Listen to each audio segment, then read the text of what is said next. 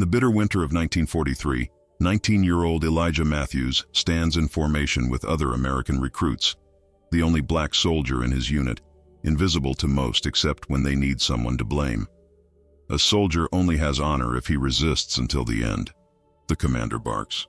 Words that will haunt Elijah as he discovers what resistance truly means in a war that tests not just his courage, but his humanity. When a bombing raid leaves a French mother and her 2 young sons at the mercy of American soldiers who see only potential enemies, Elijah makes a choice that defies his orders, but honors his father's legacy as a healer. His small act of compassion ignites a dangerous conflict with Lieutenant Harris, a man determined to break him, setting Elijah on a collision course where following his conscience could cost him everything. What happens when the enemy isn't the one you're ordered to fight, but the cruelty within your own ranks? And what price will Elijah pay when he must choose between the uniform he wears and the values it claims to defend? The darkness of a January morning in 1943 felt colder than death itself, as 19-year-old Elijah Matthews stood perfectly still in the formation line, his breath creating small clouds that vanished too quickly in the biting air. His fingers had gone numb 20 minutes ago, but he dared not move them inside his pockets. Not here. Not when the white recruits standing beside him were already looking for any excuse to report the only colored boy in the squadron. The drill yard of Fort Benning stretched before him like a frozen wasteland, dotted with the rigid silhouettes of young men pretending they weren't terrified. Elijah kept his eyes fixed on a small crack in the concrete at his feet, focusing on its jagged line rather than the sergeant's boots that would soon appear before them. His heart hammered so violently against his ribs that he was certain the recruit beside him must hear it, a thundering betrayal of the fear he couldn't afford to show. "Stand at attention, maggots!" The voice sliced through the pre-dawn air like a bayonet. Elijah's body responded before his mind could register the command, shoulders snapping back, chin lifting, but never too high. His father had warned him, "Keep your eyes level with their collar, son. Never look them straight in the face. That's how colored boys get extra laps or worse." The memory of his father's hands, steady, strong, healing hands, sent a wave of homesickness through him so powerful that for a split second he swayed imperceptibly. Commander Wilson strode down the line, a man whose every movement seemed designed to inflict terror. His face was a weathered map of European battlefields. With eyes that had witnessed horrors they now seemed eager to recreate in training. When those eyes fell on Elijah, they narrowed almost imperceptibly, lingering just 2 heartbeats longer than they had on the white boys. "A soldier only has honor if he resists until the end," the commander announced, his voice carrying across the yard like a physical force. Each word hung in the frozen air, an unspoken challenge directed at recruits who'd never seen combat. But when he passed Elijah, he slowed his pace. "Do you understand what that means, recruit?" A knot formed in Elijah's stomach, tight and cold. The question wasn't really a question, it was a test, a trap, a reminder that some recruits were watched more closely than others. In that moment, Elijah understood with terrible clarity what resisting until the end truly meant: killing without hesitation, following orders without question, becoming a weapon rather than remaining a man. "Yes, sir," Elijah answered, the words leaving his mouth automatically while his mind raced with doubt. Could he do it? Could he silence the voice that his father had nurtured in him, the one that saw pain and moved instinctively to heal it? The commander held his gaze for one more excruciating moment, then continued down the line. But the damage was done. The white recruit beside Elijah shifted his weight, deliberately stepping on Elijah's boot while muttering under his breath, "They'll ship you home in a pine box, boy." Elijah's fingers curled into fists inside his pockets, nails digging half-moons into his palms. The pain was good. It anchored him, kept him from reacting. One wrong move and he'd face more than just words. He'd seen it before. Colored soldiers beaten for insubordination that white soldiers got away with daily. The uniform he wore offered no protection. It merely made him a more visible target. That night, lying on his narrow bunk that creaked with every shallow breath, Elijah stared at the ceiling and remembered his father's hands. Those same hands had set broken bones in their Chicago neighborhood when no doctor would come. They had mixed poultices from scraps when medicine was too expensive. Resisting isn't just about staying alive, Elijah, his father had told him once while stitching a neighbor's wound by lamplight. It's about choosing what you're living for.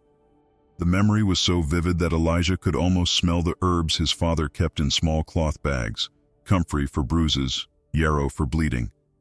He'd watched and learned, absorbing knowledge that now seemed useless in a place where destruction, not healing, was the only valued skill.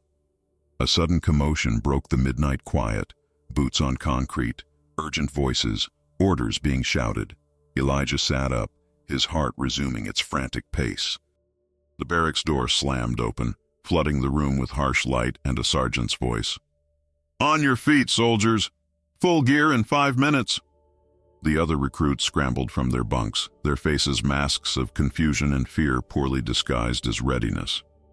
Elijah moved with them, fingers fumbling with bootlaces that suddenly seemed impossibly complex. What had been scheduled as another day of drills was transforming into something real, something immediate, something dangerous. "Where are we going, Sarge?" someone dared to ask. "You're about to earn those uniforms?" came the reply, cold and final. As Elijah shouldered his pack, the weight of it seemed to increase tenfold. The rifle in his hands, a weapon he'd been trained to assemble and clean but had never fired at anything living, felt like an accusation. This wasn't a drill. This was his first real mission, and the realization crashed through him with nauseating clarity. In the chaos of preparation, he caught Commander Wilson watching him from the doorway, eyes calculating and unreadable. The commander's earlier words echoed in Elijah's mind. A soldier only has honor if he resists until the end. But as the transport trucks roared to life outside and recruits filed out of the barracks, Elijah wondered if there was more than one way to resist, more than one kind of honor to uphold. The darkness swallowed him as he stepped outside, just another shadow among shadows. But in that moment, standing on the threshold between who he had been and who the army demanded he become, Elijah felt something shift inside him, a determination taking root beneath the fear. Whatever awaited him beyond this night, he would face it not just as a soldier, but as his father's son. Dawn broke reluctantly over the convoy of transport trucks as they rumbled through the French countryside. The weak January sun barely penetrated the heavy cloud cover, casting everything in a ghostly gray light that made the bombed-out buildings along the roadside appear like skeletal remains of a forgotten civilization.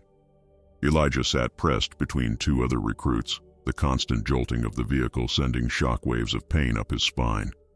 Neither spoke to him. Their silence was deliberate, pointed, a wall more impenetrable than the metal of the truck itself. The rifle across his lap felt alien, like some cold creature he'd been forced to hold. His hands, which his father had trained to bandage wounds and set bones, now clutched an instrument designed exclusively for taking life. The contradiction made his stomach turn. 5 hours into the journey, and he'd barely shifted position, afraid that any movement might be interpreted as weakness by the others. "Village up ahead," the driver called back. "Possible hostiles." The words rippled through the truck, transforming the already tense atmosphere into something electric. Elijah felt his heartbeat quicken, his mouth turning desert dry. The commander's voice cut through his thoughts as the truck lurched to a stop. "First squad, secure the perimeter. Second squad with me. Remember, there are no innocents here, only potential threats." Elijah's squad filed out of the truck, boots hitting the frozen mud with dull thuds that seemed obscenely loud in the morning stillness. The village before them was barely standing, a collection of half-destroyed stone buildings with gaping wounds where doors and windows had once been. Smoke rose thinly from 2 or 3 chimneys, the only sign that anyone remained in this shattered place. "Matthews, take point with Johnson," barked Sergeant Miller, deliberately pairing Elijah with a recruit who'd made his contempt abundantly clear. Johnson spat on the ground, narrowly missing Elijah's boot, before moving forward without waiting. Elijah followed, trying to control his breathing as they approached the first structure. What might have once been a baker's shop, judging by the rusted sign hanging crookedly above the doorway. The first thing that struck him was the smell, not of fresh bread but of desperation. Mildew, unwashed bodies, and the sickly sweet undertone of infection. Elijah's nostrils flared, his father's training immediately identifying the sense of human suffering. Johnson kicked in what remained of the door, rifle raised. "Clear," he called after a cursory glance. They moved on to the next building, then the next. With each empty structure, Elijah felt the knot in his chest loosen slightly. Perhaps this mission would end without incident. Perhaps he wouldn't have to test his resolve today. Then he saw them. 3 pairs of enormous eyes, watching from the shadows of what had once been a small cottage. A woman, no older than 30, but with the weathered face of someone decades older, stood protectively before 2 small boys. The children clung to her skirts, their thin faces masks of terror and resignation. They'd seen soldiers before, Elijah realized. They knew what came next. "Found something!" Johnson shouted, training his rifle on the family. Within seconds, the cottage was swarming with American soldiers. The commander pushed through, assessing the situation with cold efficiency. "Take them for questioning," he ordered. Could be spies, could be helping the Germans. Elijah's hands began to sweat, the rifle slipping slightly in his grip. He knew what these people were. Refugees, survivors, humans struggling not to become statistics. They weren't spies. The younger boy couldn't have been more than 4 years old, his face smudged with dirt and tears. The older one, perhaps 7, stood slightly in front of his brother, a child attempting to be a shield. "Move them out," the commander continued, "and search the place thoroughly. They could have hidden weapons, documents." 2 soldiers grabbed the woman's arms, dragging her forward. She didn't resist, but her eyes, God, her eyes, found Elijah's for just a moment. There was no plea in them, no hope. Just the dull recognition of one more indignity in a war that had taken everything else. The children began to cry, high frightened sounds like wounded animals. The smaller one reached for his mother, tiny fingers grasping at empty air as another soldier held him back. Elijah's father had once told him that true strength wasn't in how much pain you could inflict, but in how much you could witness without turning away. Standing there, watching this family being separated, Elijah felt his strength being tested beyond measure. Every instinct screamed at him to intervene, to say something, to do anything. But the weight of his uniform and the eyes of his fellow soldiers held him in place as surely as shackles. His rifle had grown slippery with sweat, threatening to slide from his grasp entirely. Any sign of hesitation, any moment of visible doubt, and he would be marked. Not just a colored soldier, a cowardly one, a sympathizer, a target. When the family had been removed, the commander gathered the squad. "Good work. We'll take them back to base camp for processing." His eyes swept over the men, lingering briefly on Elijah. "Remember your training. Remember why we're here." As the squad moved back toward the trucks, Elijah found himself at the rear of the group. He turned for one last look at the village and caught sight of the family being loaded into a separate vehicle. The woman's face was a mask of quiet dignity, but the children continued to sob, their cries carrying across the desolate landscape. The sound followed him like an accusation, burrowing into his consciousness. Inside the truck, someone passed around a canteen of water. It skipped Elijah entirely. He didn't complain. The emptiness in his stomach matched the hollowness he felt spreading through his chest. As the convoy pulled away, leaving the broken village behind, Elijah realized that what had just happened was not a battle, not a victory, but something far more insidious, a slow erosion of humanity disguised as necessity. The trucks rumbled back toward the American camp, metal beasts carrying their cargo of soldiers and prisoners over roads pockmarked with shell holes. Elijah's thoughts turned to the family now separated from them by just a few vehicles. What would happen to them? Interrogation meant different things to different officers. Some merely questioned. Others. The image of the small boy's face flashed in his mind, and Elijah made a silent promise.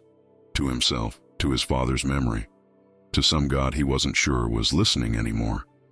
This wouldn't be the end. He couldn't save everyone, couldn't stop this war or change the minds of men hardened by years of fighting, but perhaps he could preserve something of himself, some small piece of humanity in a place designed to strip it away. As the base camp came into view, a sprawling collection of tents and makeshift structures, Elijah watched the prisoners being escorted to a separate area, cordoned off with barbed wire. The woman's back was straight, her hand firmly grasping each of her son's shoulders. They disappeared into a crude shelter, swallowed by shadows. Elijah stepped down from the truck, his boots sinking slightly into the mud. The weight of his silence hung around his neck like a stone. How long could he bear it? How many more missions? How many more frightened families before the burden became unbearable? Night fell over the camp, bringing with it a bitter cold that seemed to seep through layers of clothing and skin, chilling the bone. Lying on his cot, Elijah stared into darkness and made his choice. There were many ways to resist, many definitions of honor, and tomorrow he would begin to discover his own. Night settled over the American camp like a shroud, bringing with it a silence broken only by the occasional shout of changing guards and the distant rhythmic thump of artillery far beyond the perimeter. Elijah lay on his cot, eyes wide open despite the exhaustion that weighed on every muscle. Sleep wouldn't come, not with the muffled sounds of distress carrying from the makeshift prisoner tent less than 50 yards from the soldiers' quarters. The mother's voice rose occasionally, a desperate whisper trying to comfort her children. The younger boy's coughing punctuated the darkness, harsh, wet sounds that Elijah recognized immediately. Pneumonia, most likely, or bronchitis at the very least. In the bitter January cold, without proper shelter or medicine, the child's condition would deteriorate rapidly. Elijah's hands twitched at his sides, muscle memory from years of watching his father work. Daniel Matthews hadn't been a doctor. No colored man in their part of Chicago could access that education, but he'd possessed a healer's instincts and knowledge passed down through generations. On nights when gunshots or knife fights left neighbors bleeding on their doorstep, it was Daniel they called for, not the white doctors who wouldn't come to their neighborhood after dark. The body tells you what it needs if you know how to listen, his father had told him, guiding Elijah's small hands to feel the heat of inflammation, the irregular rhythm of a struggling heart. Medicine isn't just pills and surgeries. It's knowing which plants draw out infection, which compress eases pain, which words calm a frightened patient. Those lessons, absorbed since childhood, now burned in Elijah's mind with renewed urgency. The boy in that tent needed help.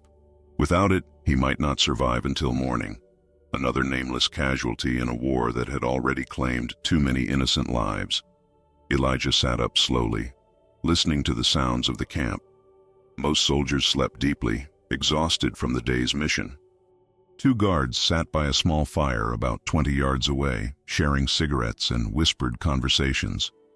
Their attention was directed outward, watching for external threats, not internal movement. His decision crystallized in that moment, as clear and inevitable as sunrise. Moving with deliberate silence, Elijah reached beneath his cot for the small cloth bundle he'd kept hidden since basic training. Inside were the few remedies he'd managed to smuggle from home: dried yarrow for fever, willow bark for pain, a small tin of his father's special salve for chest congestion. Not much, but perhaps enough. He slipped from his cot, boots in hand rather than on feet. The cold earth bit through his socks as he moved between tents, keeping to shadows, using the intermittent clouds passing over the moon to his advantage. Every sense was heightened, ears straining for any sound of alarm, eyes constantly scanning for movement. His heart pounded so loudly he feared it might give him away. Approaching the prisoner tent from the rear, where the shadows were deepest, Elijah paused. A single guard stood at the front entrance, rifle propped against his shoulder, head nodding with the effort of staying awake. Elijah counted the seconds between the guard's head checks, approximately 45 seconds of inattention, before he jerked himself awake, looked around, then began to doze again. During one such interval, Elijah lifted the edge of the tent canvas where it had been loosely staked to the frozen ground. The opening was barely wide enough for his shoulders, but he forced himself through with the careful determination of a man who knows failure means more than personal consequence. Inside, the darkness was nearly complete. Elijah froze, allowing his eyes to adjust while his ears provided orientation. The tent was small, perhaps 10 feet by 8 feet, with 3 figures huddled on a single thin blanket in the corner farthest from the entrance. The coughing came again, followed by the mother's hushed words of comfort. "I'm here to help," Elijah whispered, so softly the words seemed to dissolve in the cold air. "Your son is sick." The woman's silhouette stiffened, arms tightening around her children. When she spoke, her English carried a heavy French accent, the words shaped by fear and suspicion. "Why would you help?" Elijah moved closer, kneeling beside them. The younger boy's face gleamed with sweat despite the cold, his breathing labored and wheezing. The older child watched Elijah with eyes that held no trust, only wariness beyond his years. "Because it's right," Elijah answered simply. Then, when that didn't seem sufficient, "My father was a healer. He taught me." He unwrapped his bundle, the familiar smells of the herbs momentarily transporting him back to his father's small workroom in Chicago. Working quickly but methodically, Elijah crushed the willow bark and yarrow between his fingers, then mixed them with a small amount of water from his canteen. "He needs to drink this," he explained, offering the crude tea to the mother. She hesitated, sniffing the mixture, before gently lifting her son's head and helping him swallow the bitter liquid. The boy grimaced but didn't resist, too weak for protest. Next, Elijah opened the tin of salve, a pungent mixture of camphor, pine resin, and other ingredients his father had never fully disclosed. "This goes on his chest," he demonstrated, rubbing a small amount between his palms to warm it. "It will help him breathe." The mother nodded, taking the tin and applying the salve herself, murmuring softly in French as she unbuttoned her son's threadbare shirt. The smell filled the small tent, sharp and medicinal. Almost immediately, the boy's breathing seemed less strained, the tight muscles in his chest relaxing in response to the aromatic compounds. "Keep him warm," Elijah instructed, removing his own jacket and placing it over the children. The night air bit through his thin shirt, but he barely noticed. "The fever will break by morning if we're fortunate." The woman's face, visible now as Elijah's eyes fully adjusted to the darkness, showed the first flicker of hope since he'd seen her in the village. "Why risk this for us? They will punish you." Elijah had no simple answer to that question. The truth was layered, complicated by his father's teachings, by the discrimination he'd faced his entire life, by the fundamental contradiction of wearing a uniform that both protected and condemned him. "I'm not here to fight a war against children," he said finally, "or mothers." He stayed longer than was prudent, monitoring the boy's condition, showing the mother how to reapply the salve when needed. The older son eventually fell asleep, his head resting against Elijah's arm with the unquestioning trust children sometimes grant to strangers who have shown kindness. The simple gesture brought a tightness to Elijah's throat that had nothing to do with fear of discovery. When the boy's fever finally began to recede and his breathing grew more regular, Elijah knew it was time to leave. Dawn would arrive soon, bringing with it the camp's full activity and the impossibility of remaining undetected. "I'll come back tomorrow night," he promised, gathering his now depleted bundle. "Hide these," he added, pressing the remaining willow bark and salve into the woman's hand. She caught his fingers in a brief, fierce grip. "Your name?" "Elijah," he whispered, then corrected himself. "Private Matthews. I am Marie. My sons are Claude and Henri." She touched her younger boy's forehead, now cooler and less flushed. "We will remember." Elijah slipped back through the canvas opening, careful to rearrange it to hide any evidence of his entry. The guard remained at his post, still fighting his losing battle against sleep. The camp was quiet, the pre-dawn darkness providing cover for Elijah's return to his cot. He had just pulled his blanket over himself when the first stirrings of morning activity began, a pot clanging in the mess tent, the crunch of boots on frozen ground as the guard shift changed. Lying there, cold without his jacket, Elijah felt something he hadn't experienced since arriving in Europe, a sense of purpose beyond mere survival. But with the dawn came reality. Whispers already circulated through the camp, questions about the improved condition of the French prisoner's son, who had seemed near death the evening before. Elijah kept his expression neutral as he joined the breakfast line, ignoring the sidelong glances from soldiers who'd noticed his missing jacket. Each minute that passed felt like walking on a tightrope, with exposure and punishment waiting below. And when Lieutenant Harris, known for his particular distaste for colored soldiers, called Elijah's name during morning assembly, the ground seemed to fall away beneath his feet. The lieutenant's cold eyes bore into him, searching for weakness, for guilt, for any excuse to make an example of him. Elijah stood at rigid attention, face impassive, while inside his heart pounded with the terrible certainty that his secret mission of mercy was about to cost him everything. Lieutenant Harris stood with his boots precisely shoulder-width apart, his posture a rigid line that spoke of military academies and generational service. The morning sun cast harsh shadows across his face, deepening the lines around his mouth that seemed perpetually poised to deliver disappointment or condemnation. His eyes, pale blue and unsettlingly direct, fixed on Elijah with the focused intensity of a predator. "Private Matthews," he said, voice carrying across the assembly ground with deliberate clarity. A word. The other soldiers parted around Elijah like water around a stone, none wanting to be caught in whatever current was about to sweep him away. He felt their eyes on his back, some curious, others satisfied, a few perhaps sympathetic but not enough to matter. His steps toward the lieutenant felt mechanical, each one bringing him closer to what he was certain would be severe punishment, possibly a court-martial. Harris waited until Elijah stood directly before him, close enough that no one else could hear their exchange. The lieutenant's gaze traveled over Elijah's uniform, noting every imperfection, lingering momentarily on the absence of his regulation jacket. When he finally spoke, his voice was low, almost conversational, which somehow made it more threatening than a shout. "You don't fool me, Matthews. I know you're not like the others."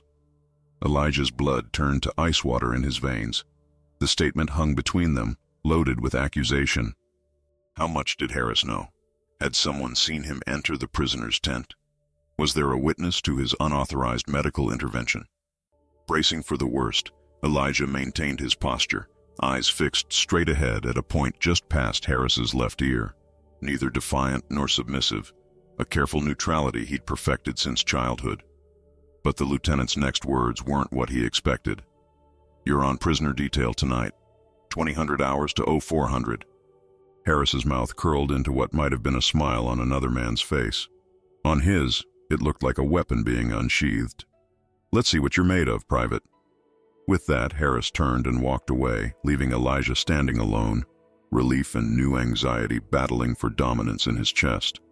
This wasn't an accusation, at least not an explicit one, but it felt like a trap being set, its jaws not yet sprung but certainly baited.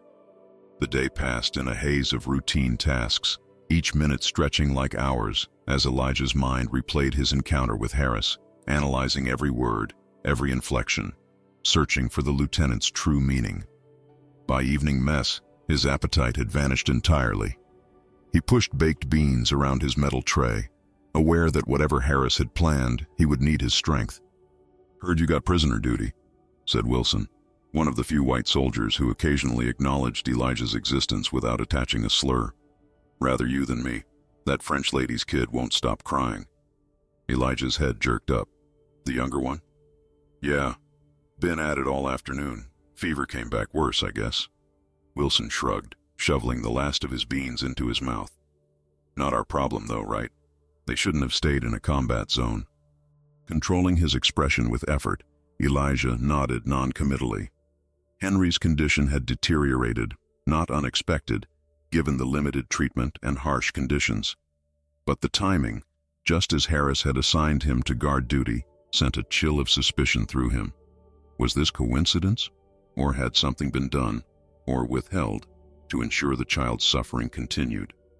At exactly 8 o'clock, Elijah reported to the prisoner enclosure. The tent now had 2 guards, himself at the front entrance and Corporal Jenkins, a bulky Midwesterner with a perpetual sneer, positioned at the rear. "Don't let him out. Don't go in," Jenkins instructed flatly. "Lieutenant's orders. They ask for water, food, medicine, anything. You come get me. Don't handle it yourself." The orders were clear enough in their implication. No independent action, no mercy, no contact. Elijah nodded his understanding, took his position, and prepared for what would be the longest night of his military service. From inside the tent, Henri's cries were immediately audible. Weak, fevered sounds punctuated by the mother's desperate attempts to comfort him in hushed French. Elijah stood rigid, rifle held across his chest, face forward, while his mind worked frantically. The medicine he'd provided should have lasted longer. Something was wrong, perhaps a secondary infection, or the child's body simply too weakened to fight any longer. An hour passed. 2. The camp gradually quieted as soldiers retired to their quarters. Jenkins paced behind the tent, occasionally cursing under his breath about the cold or the assignment.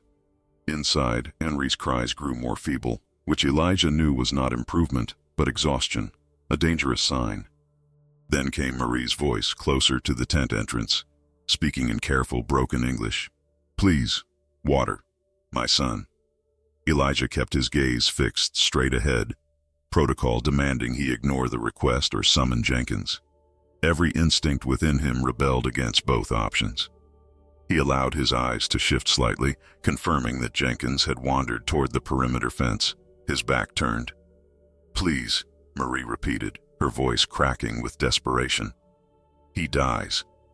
In a movement so subtle it would appear as repositioning to any casual observer, Elijah reached for his canteen, unscrewed the cap, and extended it slightly behind him through the tent flap. He felt Marie's fingers brush his as she took it, the brief contact carrying more gratitude than words could express. A moment later, as he continued his stoic forward stare, a voice cut through the darkness like a blade. "Interesting interpretation of your orders, Private." Lieutenant Harris emerged from the shadows beside a nearby tent, his figure materializing as if conjured from the night itself. He moved with deliberate slowness toward Elijah, stopping just close enough to speak without being overheard. "I was very specific, Matthews. No independent action." Elijah's throat constricted, but he maintained his position. "The child needed water, sir. And what the enemy needs is none of your concern." Harris's eyes reflected the distant campfire, twin points of cold light in his otherwise shadowed face. "Your duty is to follow orders, not decide which ones deserve your compliance. They're civilians, sir, a sick child and his mother. They're in a war zone, which makes them our responsibility, not our patience." Harris stepped closer, his voice dropping to a near whisper. "You have a strange way about you, Matthews. The men have noticed. Always watching, never quite fitting in. Some wonder if your sympathies lie elsewhere." The accusation hung in the air between them, its implications coiling like a venomous snake ready to strike. Elijah felt sweat bead along his spine despite the January cold. "My sympathies are with the United States Army, sir." "Are they?" Harris's mouth quirked in a humorless smile. "We'll see." Before either could say more, a commotion erupted from the tent. Claude, the older boy, had pushed his way through the entrance flap, his small face twisted with panic. "Help, mon frère!" he cried, pointing frantically back inside the tent. Jenkins came running from his position, rifle raised. "Get back in there, kid!" But Claude stood his ground, tears streaming down his dirt-streaked face. "Please, Henri!" Harris gestured sharply to Jenkins. "Control the situation, Corporal."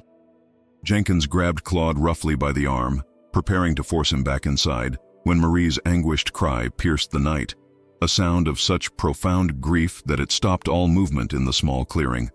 Elijah acted before thought could intervene. Pushing past Jenkins and ignoring Harris's barked order to stand down, he entered the tent to find Marie cradling Henry's limp form, her body rocking with silent sobs. The boy's face was ashen, lips tinged with blue, chest barely rising with shallow, struggling breaths. Dropping to his knees beside them, Elijah pressed his fingers to Henry's neck, finding a pulse, thread-like and racing, but present. The child was in shock, his small body surrendering to the infection that had taken hold in his lungs. "Out of the way, soldier." Harris had followed him into the tent, face hardened into a mask of cold authority. Behind him, Jenkins held a struggling Claude, the boy's feet barely touching the ground as he tried to reach his brother. Elijah didn't move. "He needs a doctor, sir, immediately." "That's not your decision to make, Private." Harris's hand moved to the holster at his hip, the gesture unmistakably threatening. "Step away from the prisoners." The moment stretched between them, Elijah kneeling beside a dying child. Harris standing with his authority like armor, and between them, an unbridgeable chasm of opposing values. In the background, Marie's whispered prayers created a desperate counterpoint to Claude's continued struggles. Something shifted in Elijah then, a certainty that transcended fear or consequence. He turned his attention back to Henri, deliberately ignoring the lieutenant's order. "We need to get him to the medical tent." "He has pneumonia, probably secondary infection. Without penicillin, he won't last the night." A murmur rippled through the small crowd of soldiers that had gathered outside the tent, drawn by the commotion. Among them, Elijah glimpsed faces showing not just curiosity but concern, humanity breaking through the carefully constructed barriers of military indoctrination. Harris sensed the shift as well, his eyes narrowing as he calculated the cost of forcing the issue. With deliberate control, he lowered his hand from his holster. "Corporal Jenkins, inform the medical officer we have a civilian requiring attention." His eyes never left Elijah as he added, "And Private Matthews will be confined to quarters immediately following this incident." As Henri was carried toward the medical tent, Marie clutching his small hand while Claude followed close behind, Elijah felt the weight of Harris's stare like a physical pressure between his shoulder blades. The confrontation had ended, but the war between them had just begun, and they both knew it. That night, confined to his cot while rumors spread through camp about the colored private who'd defied a lieutenant to save an enemy child, Elijah stared into the darkness and wondered if he had just sacrificed his military career, possibly his freedom, for a principle. But as sleep finally claimed him, his father's voice echoed in his mind. "Resisting isn't just about staying alive. It's about choosing what you're living for." Elijah jolted awake to a world of chaos, earth trembling beneath his cot, the air filled with shouts and the high-pitched whine of falling shells. Disoriented, he fumbled for his boots in the pre-dawn darkness as another blast hit somewhere to the east of camp, closer this time. The percussion knocked dust from the tent ceiling, creating a haze that caught in his throat. "Germans broke through the line," someone shouted. "Everyone to defensive positions." The words galvanized the men around him. They moved with the practiced urgency of soldiers who had drilled for this moment countless times. But Elijah detected the undercurrent of genuine fear beneath their efficiency. This wasn't a drill. The enemy had found them. Elijah had just finished lacing his boots when he remembered Henri, the medical tent, Marie and Claude. The realization struck him with physical force, sending him lunging toward the tent entrance, even as his fellow soldiers rushed toward their designated defensive positions. Outside was pandemonium. The eastern sky had begun to lighten with false dawn, providing just enough illumination to transform the familiar camp into an alien landscape of running figures, billowing smoke, and chaotic movement. Officers shouted orders that were swallowed by the next explosion before they could be fully understood. To the north, the distinct rattle of machine gun fire had begun, Germans at the perimeter. Elijah moved against the tide of soldiers, his body low, using tents and equipment for cover as he made his way toward the medical area. Each step felt like fighting a powerful current, his muscles straining against the instinct to run in the opposite direction, away from danger. But something stronger than fear propelled him forward, a certainty that transcended his training and even his sense of self-preservation.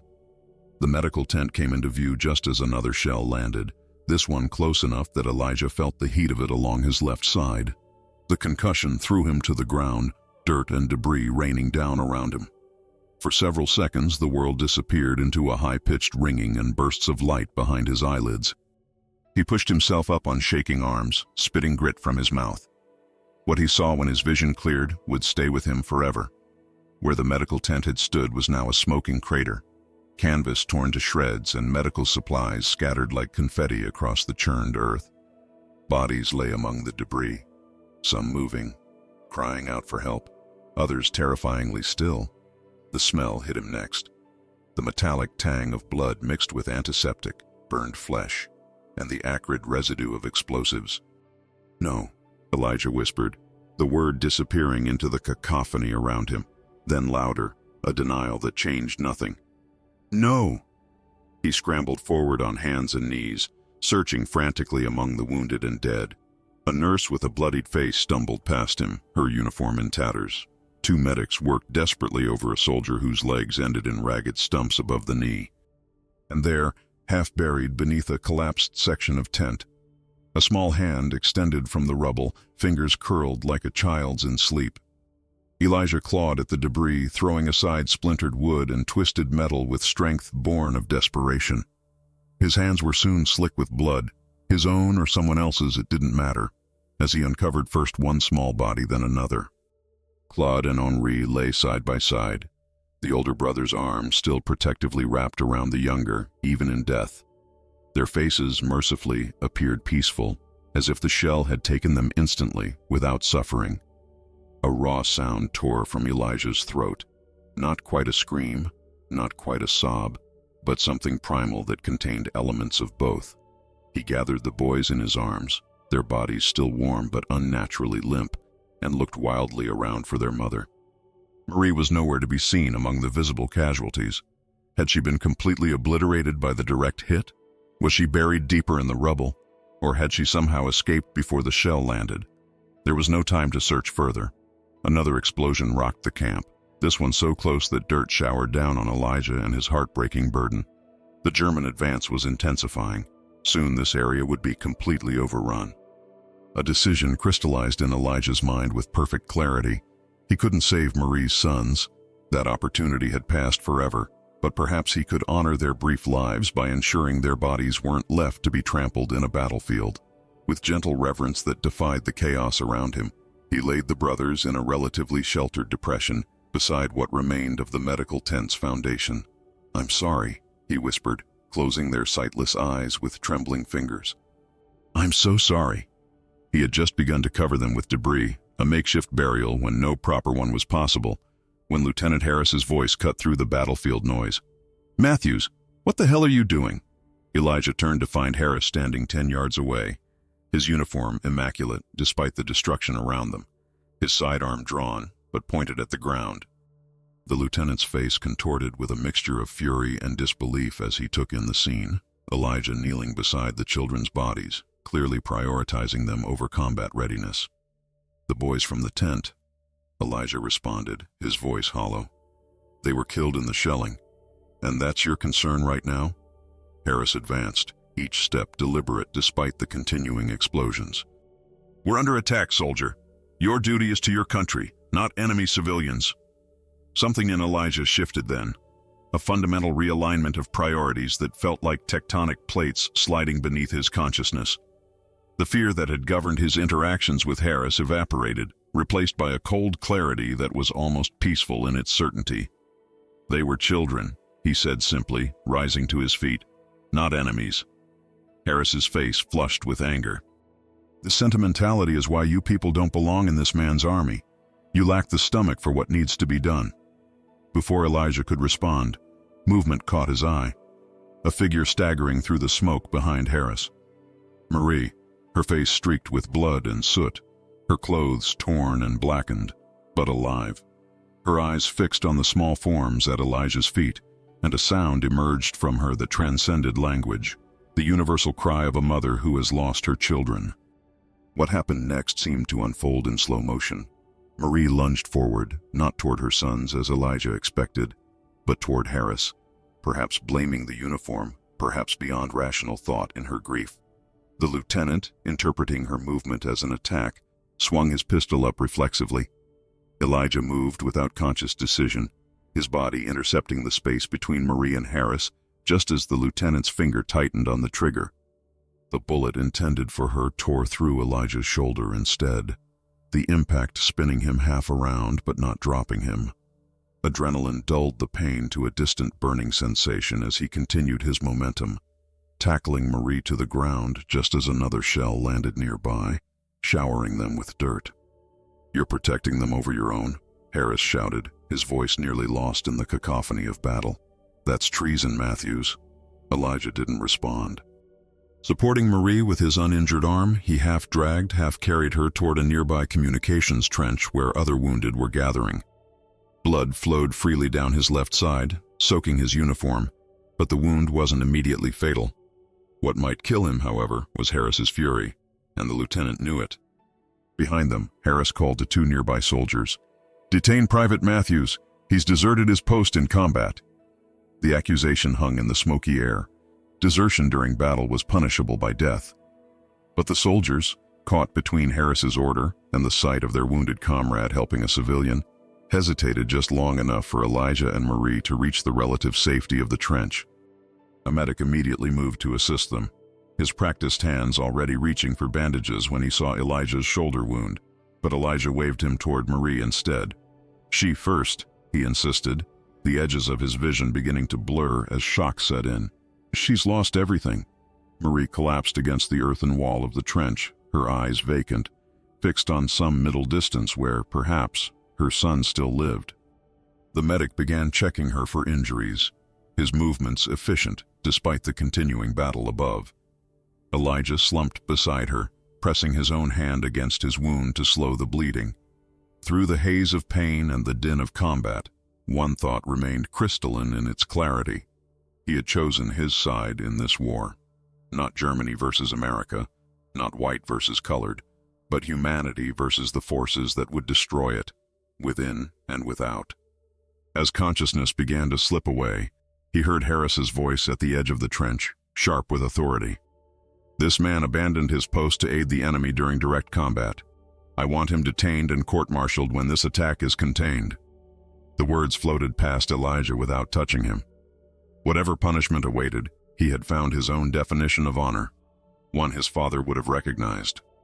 And for now, that was enough. The improvised courtroom was once a French schoolhouse, its cheerful yellow walls now pockmarked with bullet holes. Children's drawings still clinging stubbornly to one corner where the shell fire had somehow spared them. Elijah sat ramrod straight on a wooden chair at the center of what had been the classroom, his left arm bound in a sling, his uniform cleaned and pressed for this mockery of justice. Around him, arranged in a rough semicircle, sat the officers who would decide his fate. 3 days had passed since the German attack. The enemy had been repelled, but at devastating cost. 27 American soldiers dead, 42 wounded, and the camp relocated to this small village 10 miles south of their previous position. Elijah had spent those 3 days under guard in what remained of the medical tent, his shoulder wound professionally treated, but his status clear. Prisoner, not patient.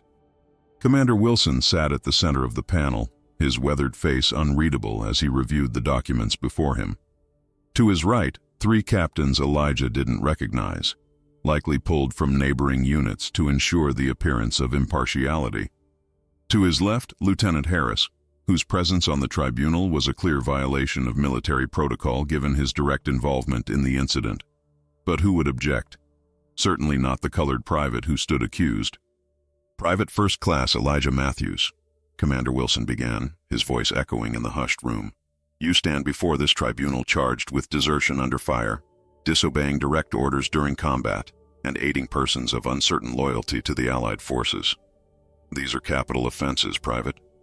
Elijah's mouth had gone dry. Though he regretted nothing, the reality of his situation crashed over him with new clarity. This wasn't just about disciplinary action or a dishonorable discharge. Men had been executed for less during wartime. "Lieutenant Harris will present the case against you," Wilson continued. "You will then have an opportunity to speak in your defense. The tribunal will deliberate and render judgment immediately following." Harris rose from his seat, adjusting his uniform with precise movements that spoke of rehearsal. His eyes never met Elijah's as he addressed the tribunal. "Gentlemen, the facts are straightforward. During the German offensive on January 14th, Private Matthews abandoned his assigned defensive position to assist enemy civilians." Harris's voice was measured, authoritative.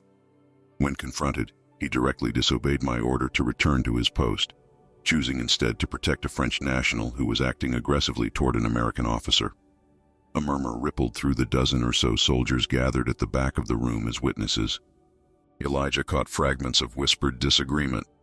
"That's not what happened," and "the woman was grieving, not attacking." But none spoke loudly enough to challenge Harris's narrative. "Furthermore," Harris continued, "Private Matthews has demonstrated a pattern of inappropriate sympathy since arriving at camp. He was previously disciplined for unauthorized interaction with the same civilians, providing them with contraband supplies and medical attention without permission. This at least was true, though Elijah noted how Harris conveniently omitted mentioning that the civilians were a sick child and his desperate mother. The evidence clearly demonstrates that Private Matthews placed his personal feelings above his duty, his oath, and the safety of his fellow soldiers during active combat. Harris finally turned to look directly at Elijah, his eyes cold. Such behavior cannot be tolerated in any army that hopes to prevail against the enemy we face.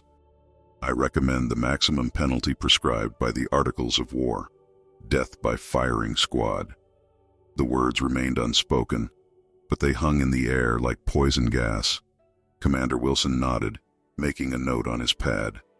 "Thank you, Lieutenant." He turned toward Elijah. "Private Matthews, you may now speak in your defense." Elijah rose slowly, the pain in his shoulder a dull counterpoint to the sharper ache in his chest. He had rehearsed what he might say during his 3 days of confinement, but now, facing these men who held his life in their hands, the carefully prepared words evaporated. "Sir, I won't deny that I left my post," he began, his voice steadier than he'd expected. "But it wasn't to aid the enemy. It was to help innocent people caught in our war, a mother and her children who had nowhere else to go." He paused, scanning the faces of the tribunal. Most remained impassive, but he thought he detected a flicker of something, doubt, perhaps, or recognition, in Commander Wilson's eyes. "Lieutenant Harris describes them as persons of uncertain loyalty," Elijah continued. "But there was nothing uncertain about them. They were refugees. The younger boy was dying of pneumonia when we found them. The older couldn't have been more than 7 years old." His voice caught slightly. "They're both dead now, sir. Killed in the shelling that hit our medical tent." A shifting discomfort moved through the room. Several of the soldiers in the back exchanged glances, and one of the captains on the tribunal frowned slightly.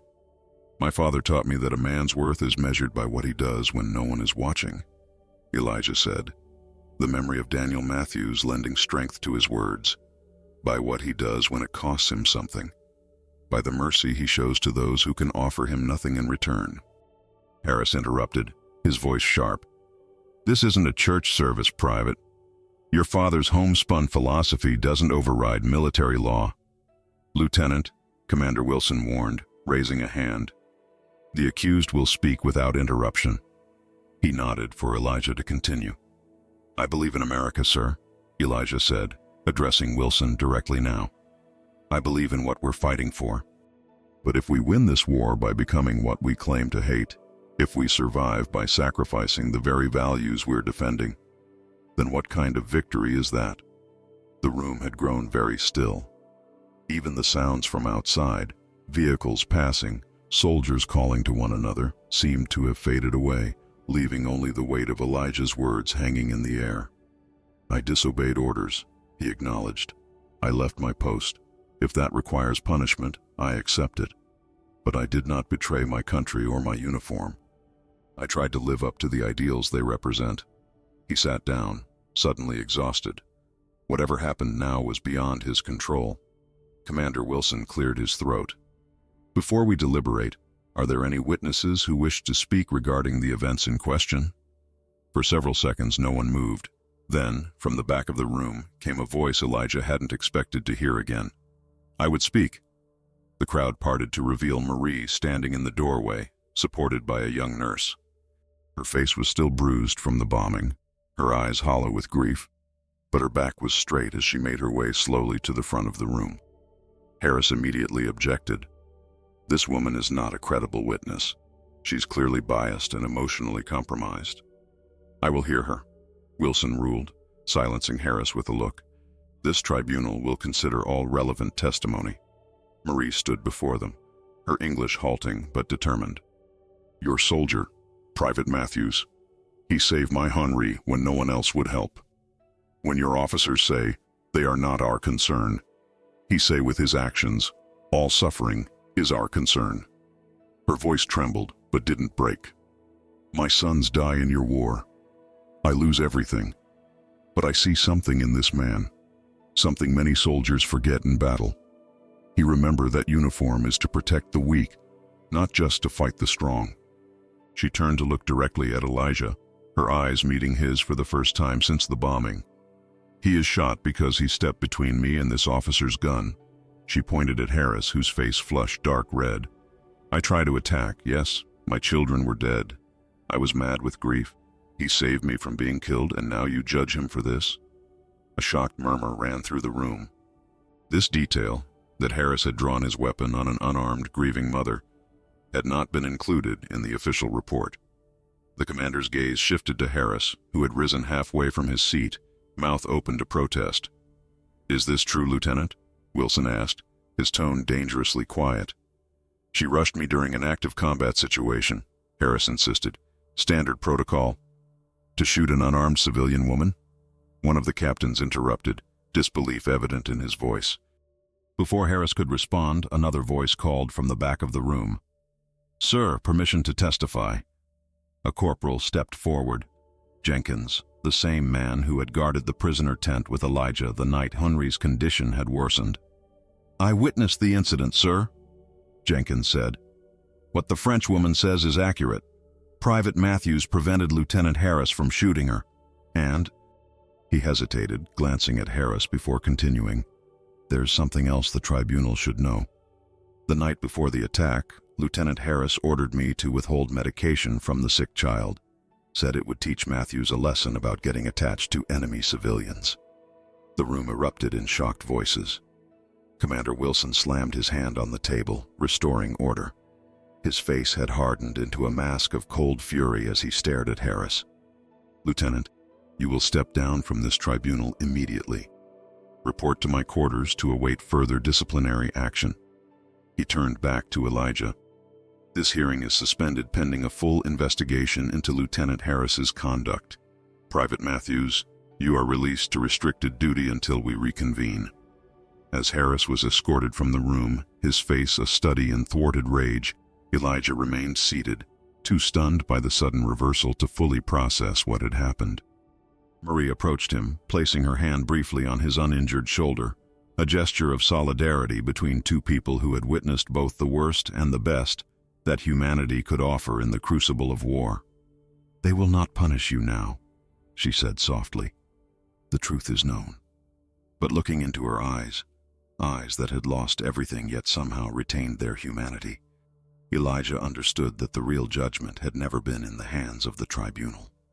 It had been written in the choices he'd made, the stand he'd taken when it would have been easier to look away, and by that measure, whatever the military decided, he had already been vindicated. Dawn broke over the French countryside like a fever dream, hazy, distorted, and tinged with red.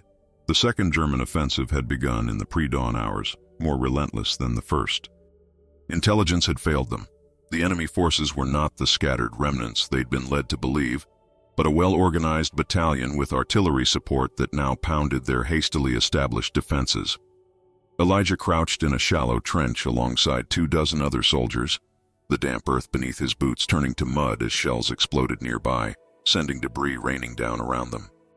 His shoulder wound, barely healed, throbbed with each heartbeat, but he gripped his rifle with steady hands. The familiar weight of it no longer felt as alien as it once had, not because he'd grown to love it, but because he'd found purpose in how he chose to use it. 3 weeks had passed since the tribunal. Lieutenant Harris had been reassigned to a desk position at headquarters, his career effectively ended by the revelation of his conduct. The formal charges against Elijah had been dropped, though the unofficial suspicion from some of his fellow soldiers remained. Not everyone appreciated a man who questioned orders, especially a colored man. But there were others, Jenkins among them, who had begun to look at Elijah differently, with something approaching respect. "Get ready!" shouted Sergeant Miller from further down the trench. "They're coming through the tree line." Elijah peered over the edge of the trench, where morning mist still clung to the devastated landscape. Through the haze, dark figures emerged, German soldiers advancing in waves, using the uneven terrain for cover as they moved steadily closer. The American machine guns opened fire, cutting through the first line of attackers, but more kept coming. "Hold your positions," Miller ordered as several men instinctively pressed themselves deeper into the trench. "Wait for them to get within range."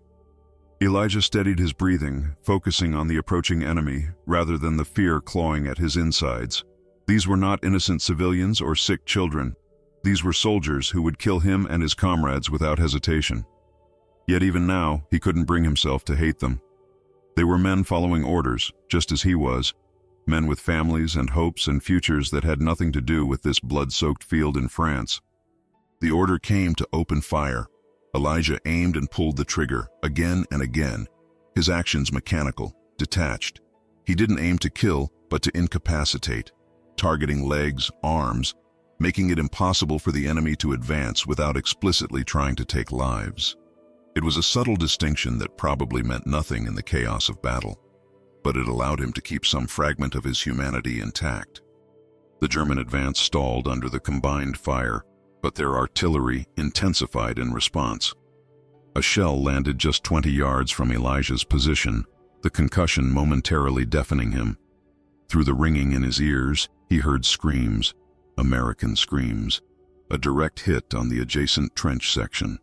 Without conscious thought, Elijah was moving, scrambling over the muddy embankment toward the billowing smoke and cries for help. Sergeant Miller shouted something after him, but the words were lost in the cacophony of battle. All Elijah knew was that men were wounded, and his hands could help. The scene in the collapsed trench was hellish. 6 soldiers had been caught in the blast, their bodies in various states of trauma. 2 were clearly beyond help, their stillness a stark contrast to the frantic movements of the wounded. 1 man clutched at a leg that ended in a mangled mess below the knee. Another tried futilely to hold his intestines inside a torn abdomen.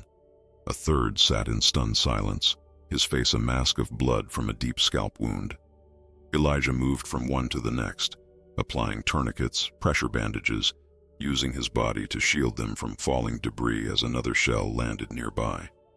His father's training guided his hands, assessing which injuries were immediately life-threatening, which could wait, speaking in calm tones that somehow cut through the men's panic. These were the same men who had looked through him for months, who had accidentally knocked his mess tray to the floor, who had whispered slurs when officers weren't listening. None of that mattered now. "Matthews," the voice came from behind him, unexpectedly familiar. Commander Wilson had made his way to the front line, his uniform caked with mud, a pistol in his hand.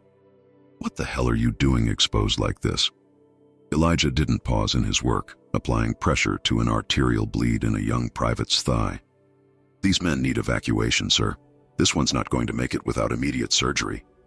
Wilson's face registered surprise, then understanding as he took in the scene. Elijah, the very man who had faced a tribunal for prioritizing civilian lives, now risking his own to save fellow soldiers. Without further question, the commander turned and bellowed orders for stretcher bearers.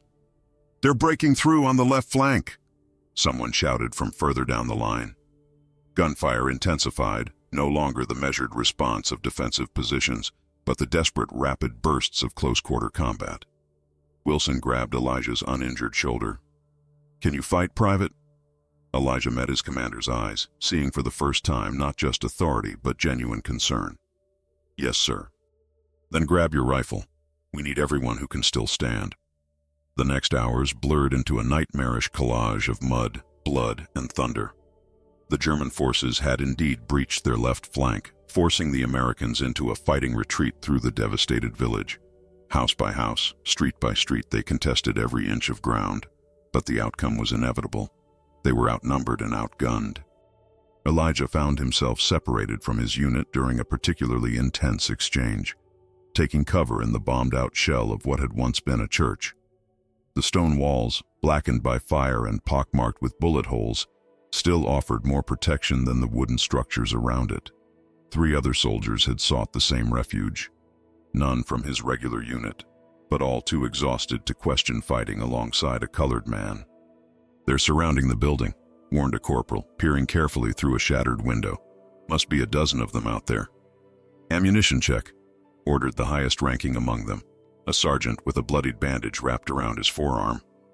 "I've got 2 clips left." The others reported similar shortages.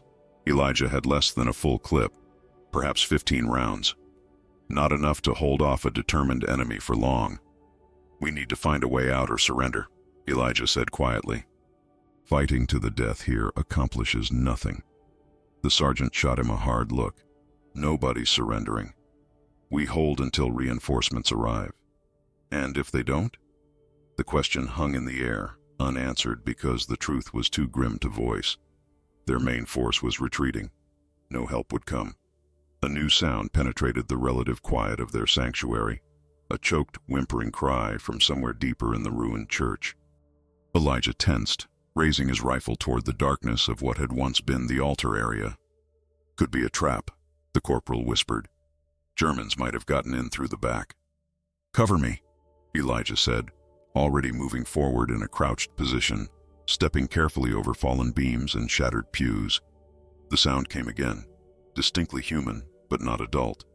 A child's cry, muffled as if someone were trying desperately to silence it. In the shadowed alcove behind the altar, Elijah found them, a woman clutching a young girl of perhaps 5 years old, both crouched behind an overturned confessional. The woman's eyes widened in terror at the sight of his uniform, her arms tightening protectively around the child. "It's okay," Elijah said in the broken French he'd learned from Marie. "I won't hurt you." The woman didn't respond, but the child stared at him with eyes too old for her face, eyes that had seen things no child should witness. Elijah holstered his sidearm and held out empty hands. "We need to get you out of here. It's not safe." Before the woman could respond, an explosion rocked the building. A German grenade tossed through one of the windows. Shouts in German followed, then the distinctive sound of boots on stone as enemy soldiers entered the church. "Matthews, fall back!" the sergeant called urgently. "They're inside!" But Elijah couldn't move.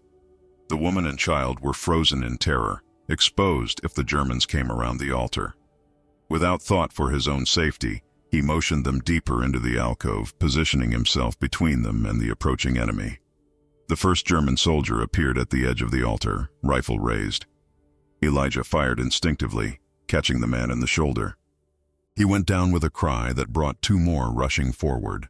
Elijah managed to hit one in the leg before his rifle clicked empty. The remaining German soldier locked eyes with Elijah across the debris-strewn altar. In that suspended moment, Elijah saw not an enemy but another human caught in the machinery of war, young, terrified beneath his facade of aggression, following orders he might not believe in, just like him. The German's gaze shifted to the alcove behind Elijah, where a small sound had betrayed the presence of the woman and child. His expression hardened as he raised his rifle. "No," Elijah shouted, throwing himself forward just as the German pulled the trigger. The impact felt like being kicked by a mule, the bullet tearing through his side with white-hot intensity. Elijah stumbled but didn't fall, somehow managing to close the distance between them. The German fumbled to chamber another round, but too late. Elijah crashed into him, sending them both sprawling onto the stone floor. They grappled in desperate silence, each fighting for control of the rifle between them. The German was younger, stronger, uninjured. Under normal circumstances, Elijah would have had no chance. But these weren't normal circumstances. Behind him cowered a woman and child who would die if he failed. Before him lay an enemy who might, in another life, have been a friend. And somewhere in between stood Elijah himself, no longer fighting for abstract ideals of country or duty, but for the simple, profound belief that life, all life, deserved protection. With a surge of strength that came from somewhere beyond his physical reserves, Elijah wrenched the rifle away and brought the butt crashing into the German's temple. The man went limp beneath him. Breathing heavily, blood spreading across his uniform from the bullet wound, Elijah checked the German's pulse. Still alive, unconscious but alive. The choice had been made, not by training or orders, but by something deeper that no war could erase. "Matthews!" The sergeant's voice, closer now. "We've got to move. More incoming." Grimacing against the pain, Elijah turned back to the woman and child, extending his hand once more. This time, after a moment's hesitation, the woman took it. Blood seeped through Elijah's fingers as he pressed his hand against the bullet wound in his side, each labored breath sending fresh waves of pain through his body. The church's rear exit had provided their escape route: Elijah, the 3 American soldiers, and the French woman with her daughter. But the German forces had quickly regrouped, pursuing them through the war-ravaged village with methodical determination. Now they huddled in the cellar of an abandoned farmhouse a half-mile from the church, listening to the distant sounds of battle gradually drawing closer. Sergeant Reynolds, the wounded man in charge, peered through a dirt-encrusted window at ground level, his face grim in the dim light filtering through the glass. "Main forces have pulled back to the ridgeline," he reported. "We're behind enemy lines now." The corporal, Peterson, a farm boy from Iowa with a face still soft with youth despite the 3-day stubble covering it, swore quietly. "So we're cut off. For now," Reynolds confirmed. He turned to Elijah, eyes dropping to the blood-stained uniform. "How bad is it, Matthews?" Elijah forced himself to assess the wound objectively, as his father would have. "Through and through. Missed anything vital, I think, but I'm losing blood." The woman, who had introduced herself as Jean, moved toward him, still clutching her daughter's hand. In halting English, she said, "I was nurse before war. Let me see." Too weak to protest, Elijah allowed her to examine the wound. Her touch was confident, professional, a reminder that everyone in this conflict had been something else before the world descended into madness. She tore strips from her already tattered petticoat, creating a pressure bandage that she bound tightly around Elijah's torso. "You saved Claudine," she said, nodding toward her daughter, whose solemn eyes never left Elijah's face. "Now I save you." The symmetry wasn't lost on him, a cycle of mutual protection that stood in stark contrast to the senseless destruction outside. If only it were so simple on the larger scale. If only nations could remember that beneath the uniforms and flags, there were just people trying to survive. "We need a plan," Reynolds said, interrupting Elijah's thoughts. "We've got 6 hours of daylight left. Germans are between us and our lines. Matthews can't move fast with that wound." "Leave me," Elijah suggested, though the words held no real conviction. "I'll surrender. Buy you time to get the civilians back."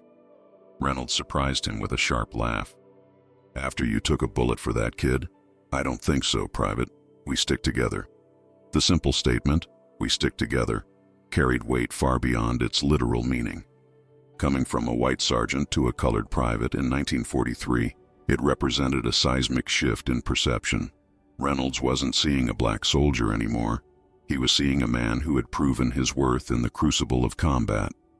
The ridge to the west offered the third soldier, a quiet communications specialist named Dawson. "If we can reach it by nightfall, we might slip through the German lines in the dark." Reynolds considered this, then nodded. 8 miles of rough country. Not ideal with wounded, but it's our best shot." He checked his watch. "Rest for 1 hour, then we move out." The hour passed in tense silence. Claudine eventually fell asleep against her mother's shoulder, her small face momentarily peaceful. Jean stroked her daughter's hair with mechanical tenderness, her eyes fixed on some middle distance where perhaps her husband and the life they'd known before the war still existed. Elijah drifted in and out of consciousness, the pain in his side competing with fragmented memories, his father's hands showing him how to set a broken finger, Marie cradling her dead sons, Commander Wilson's face during the tribunal, the German soldier's eyes in that final moment before Elijah had chosen not to kill him. "Time to move." Reynolds' voice cut through the haze, pulling Elijah back to the present. Standing required help from Peterson, the sudden elevation sending black spots dancing across Elijah's vision. For a terrifying moment he thought he might pass out, but the sensation gradually stabilized into a more manageable agony. "I can make it," he assured Reynolds, whose skeptical expression suggested he thought otherwise. They emerged from the cellar into late afternoon sunlight, the world unnaturally quiet around them. The farmhouse stood in a small clearing with dense woods beginning 30 yards to the west, their direction of travel. Those 30 yards of open ground represented their most vulnerable moment. "One at a time," Reynolds instructed. "Dawson first, then the civilians, Peterson, Matthews, and I'll bring up the rear. Go fast, stay low." Dawson made it across without incident. Jean and Claudine followed, the mother practically carrying her daughter whose small legs couldn't match the pace required. Peterson went next. Then it was Elijah's turn. Every step sent fire through his side, but he kept moving, eyes fixed on the tree line that promised relative safety. 20 yards, 15, 10. The crack of a rifle shattered the silence. Dirt kicked up inches from Elijah's feet. Then another shot, and another. A German patrol had spotted them from the ridge to the north. Reynolds returned fire from behind, providing covering fire as Elijah forced his failing body into a stumbling run. He reached the trees just as something hot tore through his already injured side, the impact spinning him to the ground. Through a fog of pain, he was vaguely aware of Reynolds dragging him deeper into cover, of Jean's hands tearing away his blood-soaked bandages, of urgent voices discussing whether to continue or make a stand. "Can't leave him," he heard Reynolds arguing. "Wouldn't leave any of us. He'll die if we try to move him further," Peterson countered. "And we'll all die trying to carry him." Their voices faded as unconsciousness claimed Elijah, the pain finally exceeding his capacity to withstand it. In that darkness, his father's voice found him, clear as if Daniel Matthews stood beside him. "Resisting isn't just about staying alive, son. It's about choosing what you're living for." When Elijah opened his eyes again, night had fallen. Stars glittered between the tree branches overhead, impossibly distant and beautiful. He was alive, somehow, though each heartbeat sent renewed agony through his twice-wounded side. Someone had rebandaged him with greater skill than before, using what appeared to be a proper field dressing rather than torn petticoat.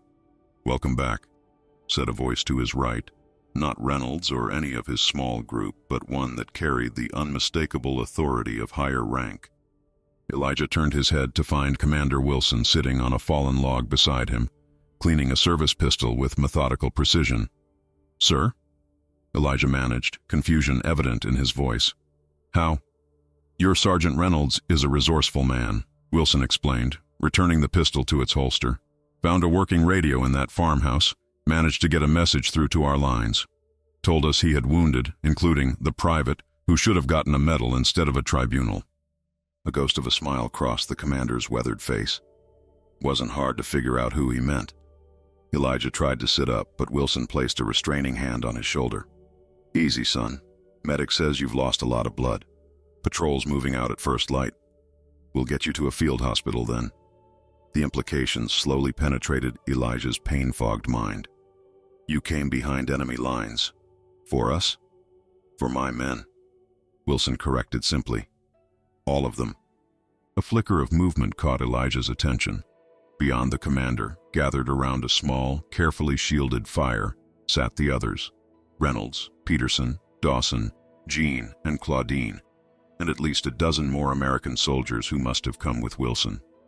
Among them, unexpectedly, was Marie, her thin face illuminated by the firelight as she spoke quietly with Jean.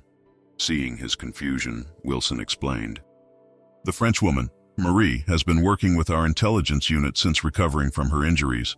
When she heard we had civilians trapped behind German lines, she insisted on coming. Something about repaying a debt." Elijah closed his eyes briefly, overwhelmed by the interconnectedness of it all. The lives saved and lost. The seemingly small choices that created ripples beyond imagination. When he opened them again, Commander Wilson was studying him with an expression Elijah couldn't quite interpret. "You know, Matthews, when I said a soldier only has honor if he resists until the end, this isn't what I meant." Wilson's tone held no anger, only a kind of rueful acknowledgement. "I meant following orders, maintaining discipline, putting the mission above personal feelings." "I know, sir. But I've been thinking about that lately." Wilson gazed toward the small fire and the diverse group gathered around it. "Maybe there's more than one kind of resistance. Maybe sometimes the harder fight isn't against the enemy, but against becoming what we're fighting." The commander stood, adjusting his uniform with the unconscious precision of a career military man. "Get some rest, Private. That's an order." He started to walk away, then paused, adding almost as an afterthought, "I've recommended you for the Silver Star. Doubt they'll give it to a colored soldier, but the recommendation stands." As Wilson rejoined the others, Marie detached herself from the group and made her way to Elijah's side. She knelt beside him, her face thinner than he remembered, the grief still evident in her eyes but tempered now by something like purpose. "You look terrible," she said with the ghost of a smile. "Feel worse," Elijah admitted. Marie nodded toward Jean and Claudine. "The woman says you took a bullet for her daughter. That you chose not to kill the German soldier who shot you." Elijah didn't respond. The choices hadn't felt like choices at all in the moment, just the only actions possible for the man he was, the man his father had raised him to be. "My sons would have been like you," Marie continued, her voice steady despite the pain behind the words. "If they had lived, if they had grown up, I would have raised them to see people, not uniforms or flags or skin." She placed something in his hand, a small, worn photograph showing two smiling boys, Claude and Henri, taken before the war had swallowed their future. "Remember them," she said simply. "And remember that you survived to do what they cannot, to build a world where children don't die in other people's wars." As Marie returned to the fire, Elijah clutched the photograph, its edges soft with handling. In that moment, despite the pain and uncertainty, despite knowing that the America waiting for him after the war would still see his skin before his service, he felt a profound clarity of purpose. He had resisted, not just enemy bullets or a lieutenant's cruelty, but the greater threat of losing his humanity in the machinery of war. And in that resistance, perhaps, lay the truest honor a soldier could claim. Elijah's journey reminds us that true honor isn't found in blind obedience or unquestioning loyalty, but in the courage to stand for humanity when everything around you demands otherwise. In a world torn apart by hatred and division, he chose to see beyond uniforms, borders, and skin color, recognizing that the greatest battle we fight isn't against an external enemy, but against the darkness that can consume us from within. What would you do if faced with such impossible choices? Would you have the strength to risk everything for what you know is right, even when those in power call it treason? Perhaps the measure of our character isn't found in the grand heroic moments, but in these quiet decisions, when no one is watching, when there's nothing to gain, when doing the right thing costs us everything. If this story moved you, take a moment to reflect on the battles being fought in our world today and ask yourself, where does my true resistance lie? Then share this video with someone who needs to hear it, like it so others can find it, and subscribe to follow more stories that challenge us to be better than we thought possible. Because sometimes the most powerful act of resistance is simply remembering our shared humanity, even when the world seems determined to make us forget.